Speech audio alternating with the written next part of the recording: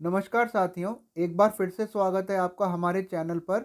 आशा करते हैं आप अच्छे होंगे। आज हम आपके लिए लेकर आए हैं एसएससी से रिलेटेड कुछ क्वेश्चंस। तो चलिए वीडियो को शुरू करते हैं। पहला प्रश्न, रोवा वन्य जीव अभ्यारण्य निम्न में से किस राज्य में स्थित है?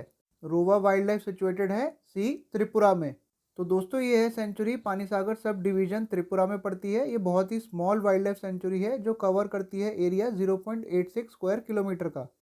प्रश्न 2, निम्न में से किस स्थान पर भगवान बुद्ध को ज्ञान की प्राप्ति हुई थी? तो दोस्तों कहाँ पर हुई थी?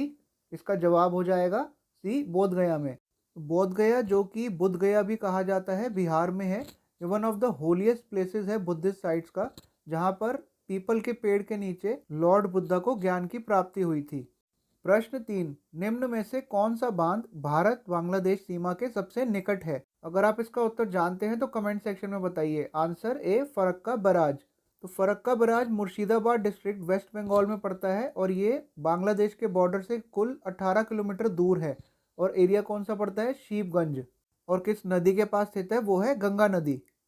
प्रश्न 4, पहला कॉमनवेल्थ गेम्स किस देश में आयोजित किया गया था? तो पहला कॉमनवेल्थ गेम्स आयोजित किया गया था डी, कनाडा में।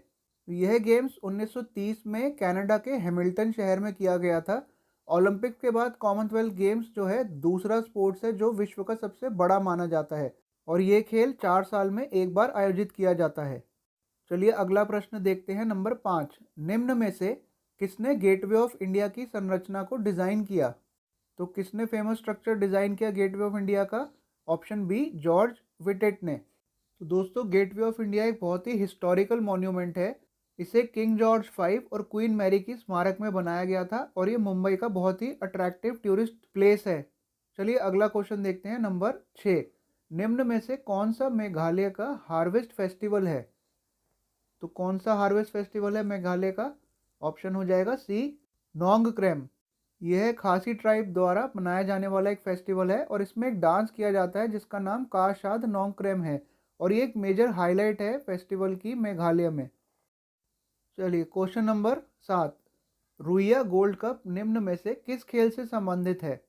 तो रुइया गोल्ड कप किस खेल से संबंधित है? आंसर हो जाएगा डी, ब्रिज गेम से। तो दोस्तों ये game trick taking card game है जो कि नॉर्मल 52 पैक कार्ड डेक से ही खेली जाती है और इसमें 4 प्लेयर्स खेलते हैं जिसमें 2-2 की टीम बना के टेबल पर बैठ के खेला जाता है। प्रश्न नंबर 8, निम्नलिखित वेदों में से किस वेद में गायत्री मंत्र है?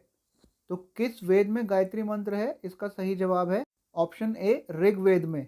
तो गायत्री मंत्र का जाप बहुत ही जगहों पे किया जाता है जो हमें ऋग्वेद से मिलता है और इसका वर्णन मनुस्मृति, भगवत गीता और हरिवंशा में भी पाया जाता है।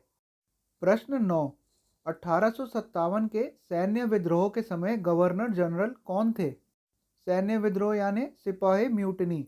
तो इसका सही उत्तर होगा ऑप्शन सी, लॉर्ड कैनिंग।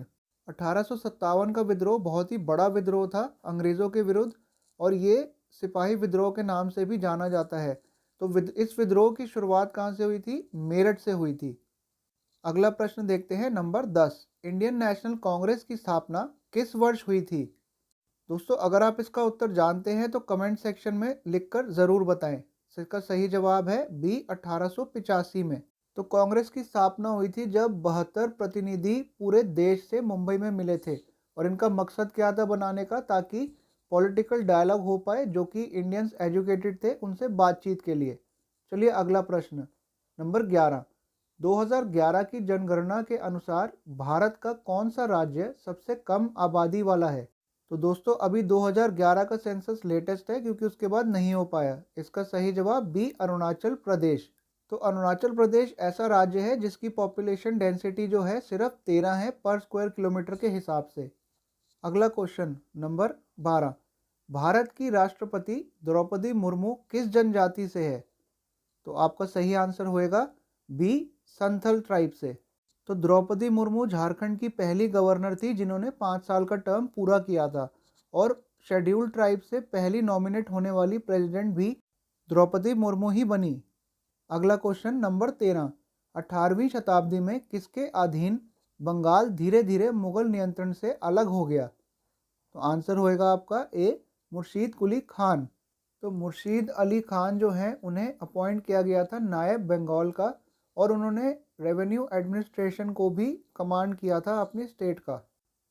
अगला क्वेश्चन नंबर 14, संतोष ट्रॉफी 2022-23 का प्रायोजक कौन था, यानी कि स्पॉन्सर कौन था? तो इसका सही जवाब हो जाएगा डी, हीरो मोटोकॉर्प। संतोष ट्रॉफी जो कि फुटबॉल से रिलेटेड है, एक state level national football competition है जिसमें राज्य और गवर्नमेंट इंस्टीट्यूशन दोनों भाग लेते हैं। और बता दें, ये जो एडिशन था ट्रॉफी का 76वां एडिशन था 2022-23 का। अगला क्वेश्चन नंबर 15, पहली लोकसभा का पहला सत्र किस वर्ष शुरू हुआ था? The first session of first Lok Sabha was commenced in which year? तो आंसर हो जाएगा आपका बी, 1952 में। तो पहली लोकसभा जो गठित की गई थी 17 अप्रैल 1952 में, और ये किसके बाद हुई थी? पहले जनरल इलेक्शंस के बाद। उस समय टोटल सीट्स जो थी लोकसभा की वो थी 489।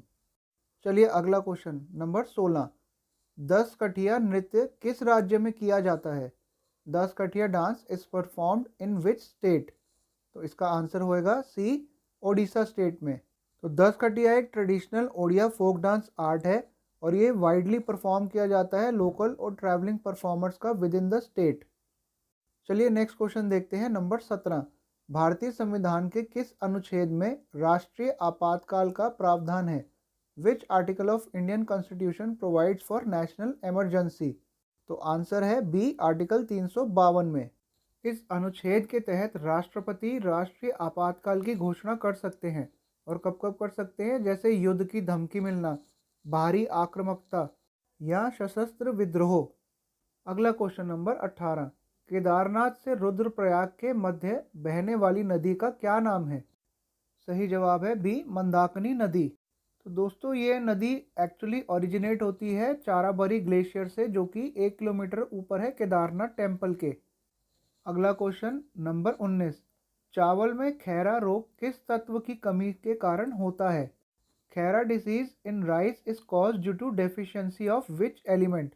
तो आंसर है इसका बी, जस्ता यानी जिंक। तो यह जो रोग है पहली बार पटना नगर उत्तराखंड में देखा गया था। तो इसमें पहले लीव्स का कलर जो होता है पीला पड़ता है, उसके बाद ब्राउन स्पॉट्स पड़ जाते हैं। चलिए नेक्स्ट क्वेश्चन नंबर 19, राष्ट्रपति ने अब तक कितनी बार राष्ट्रीय आपातकाल की घोषणा की है? तो कितनी बार करी है? आपका जवाब होगा सी, 3 बार। कब करी? पहली बार 1962 से 68 में जब इंडो चाइना वॉर चल रहा था। उसके बाद 1971 में during the time of India Pakistan war, और तीसरी बार 1975 से 1977 में। साथियों वीडियो को यहीं समाप्त करते हैं। उम्मीद है आपको ये वीडियो ज़रूर अच्छी लगी होगी।